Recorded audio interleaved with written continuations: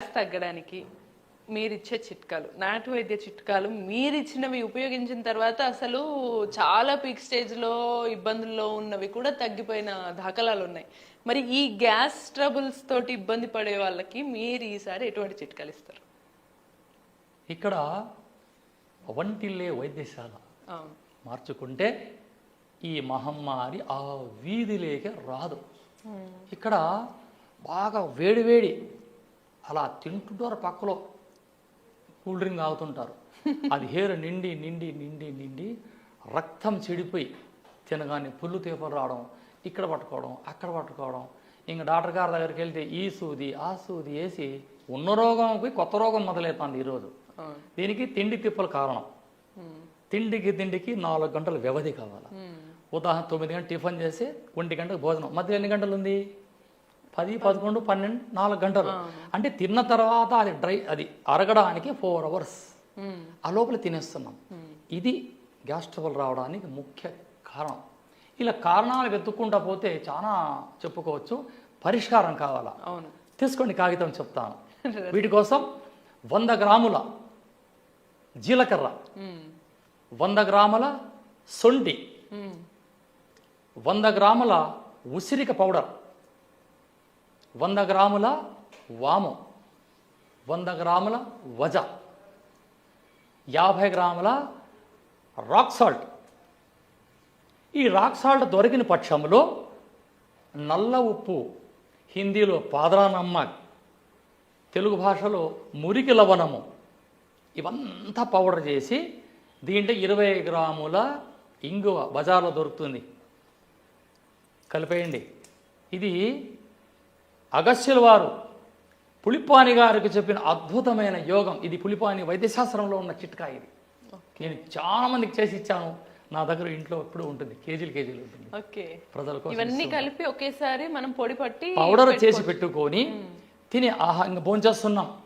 అప్పుడు 2 స్పూన్లు అన్నంలో కలిపి కాస్త నెయ్యి వేసుకొని తిన్నామా, పొట్టకు సంబంధించిన సమస్యలని దూరం అయిపోయి లివర్ శుభ్రం అవుతుంది. ఇక్కడ మీకు గ్యాస్ ట్రబుల్ రావడానికి డ్యామేజ్ లివర్ అక్కడ. ఇది పిత్తవాహిలో చేరే తతంగమే గ్యాస్ ట్రబుల్. ఇక్కడ వాతానికి సంబంధం లేదు, ఇది పిత్తానికి సంబంధమే. పెద్ద ఉపయోగం ఉంటుంది. ఈ గ్యాస్ ట్రబుల్ వల్ల కొలన్ క్యాన్సర్ వస్తుంది రాదు అని చెప్పడానికి కూడా ఛాన్స్ లేదు. అందుకే అప్పుడప్పుడు ఉసిరికాయలతో కషాయం పెట్టుకొని తాగమంటున్నా. ఇది చక్కటి రెమెడీ. ఈ రెమెడీని పాటించండి. మీకు అర్థం కాకపోతే స్క్రీన్ పైన నా నంబర్ ఉంటుంది, మీరు అడగండి. ఆర్గానంగా మీకు చిట్కా మళ్ళీ నేను చెప్పగలను. సరే, ఈ ఉసిరికాయ అంటే కొందరికి సందేహం రావచ్చు. ఉసిరికాయ లాంటివి ఇవన్నీ పులుపు కదా, మళ్ళీ అందులో సిట్రిక్ యాసిడ్ లాంటివి ఉంటాయి, మళ్ళీ ఇవేమన్నా గ్యాస్ ట్రబుల్కి గురి చేస్తాయా అంటే ఎంతమంది ఉన్నారు ఇక్కడ? వామ ఉంది, జీలకర్ర ఉంది, వజ ఉంది, ఇన్నున్నాయి కదా. ఒకరికొకరు శత్రువులు, ఒకరికొకరు కంట్రోల్ చేస్తూ వస్తాయి. ఇందులో బ్యాలెన్స్ చేయడానికి రాక్ సాల్ట్ ఉంది, లేదా నల్ల ఉప్పు ఉంది. ఈ ఉప్పులు కవర్ చేస్తాయి దానికి. ఓకే ఓకే, ఎతకండి. ఇది పులిపాని వైద్య శాస్త్రం అనే గ్రంథంలో ఉంది, పేజీ నంబర్ 42 అక్కడ ఉంది. ఇది సూపర్. ఇది మజ్జిగలో వేసుకొని తాగండి. మజ్జిగలో వేసుకొని తాగొచ్చు, లేదా మజ్జిగ అన్నంలో తినండి, లేదా వేడి అన్నంలో కాస్త వేడి అన్నం అంటే పొగలు పోకూడదు.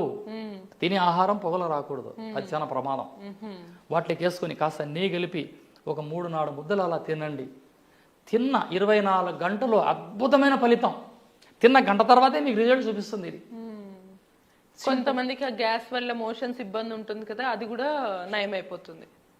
రాత్రి తిని పనుకుంటే అది నిద్రపోదు, దాని పని అది చేసుకుంటుంది. అద్భుతం. ఇక్కడ ఆయుర్వేదం, ఈ అమ్మలాంటి ఆయుర్వేదం చెప్పేది ఒక్కటే, ప్రతి 3 నెలలకు ఒక్కసారి మల విసర్జన కోసం కరకాయ చూర్ణాన్ని తీసుకోండి, లేదా సునామికి చూర్ణాన్ని తీసుకోండి. అవి మీకు దోహదపడకపోతే మెడికల్ స్టోర్కి వెళ్ళి ఒక టాబ్లెట్ తెచ్చుకోండి, ఫ్రీ మోషన్. మీరు ఏం చేసుకుంటారో 3 నెలలకు ఒకసారి మీ పొట్ట శుభ్రం కావాలా, ఏ రోగము ఉండదు. సూపర్. ఇది నిజం. మొత్తానికి గ్యాస్ తొలగించడానికి ఒక సూపర్ చిట్కా. ఏవేవో ఈ మధ్య కాలంలో చాలా రకాల మందులు కూడా వాడుతున్నారు గ్యాస్. ఇది విష్ణుమూర్తి చక్రం ఉన్నట్లే ఇది. అవునవును సార్, హ్యాపీగా వాడచ్చు.